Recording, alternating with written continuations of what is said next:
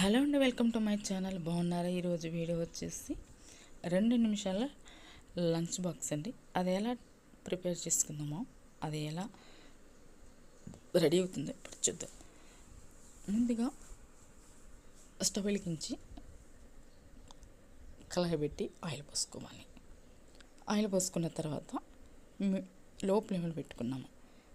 కారం స్పూను, పసుపు కొద్దిగా, సాల్ట్ తగినంత, అల్లం పేస్ట్ కొద్దిగా, ధనియాల పొడి కొద్దిగా అన్నీ వేసి ఇలా ఫోర్క్ స్పూన్తో మొత్తం ఇలా కలుపుకోవాలి. చూడండి, చక్కగా ఆయిల్లో మొత్తం కలిసిపోయి చక్కగా వేగుతుంది. 2 నిమిషాల్లో ఇష్టమయ్యే పిల్లగాలకి లంచ్ బాక్స్ అనమాట. అదేనండి ఎగ్ పొడి. ఇలా మీ ఇష్టం వచ్చిన ఎగ్లు కొట్టుకోండి. నేను ఇక్కడ ఒక బాక్స్కే 2 కొట్టాను అనమాట.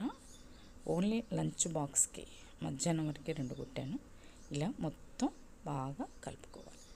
ఈ 2 ఎగ్స్ని ఇలా మొత్తం బాగా కలుపుకొని చక్కగా ఏగుతాయండి. ఇది చాలా చాలా టేస్ట్గా ఉంటుందండి. అన్నంలో కలుపుకొని తింటే పిల్లలైతే బాగా ఇష్టపడతారనమాట.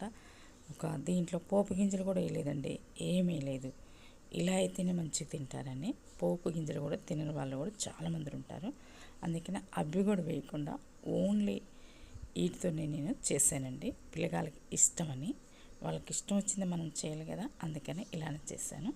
చూడండి, అంతా వేగిపోయిన తర్వాత ముందుగా అన్నం వండి చల్లార్చిన అన్నాన్ని వేసుకోవాలి.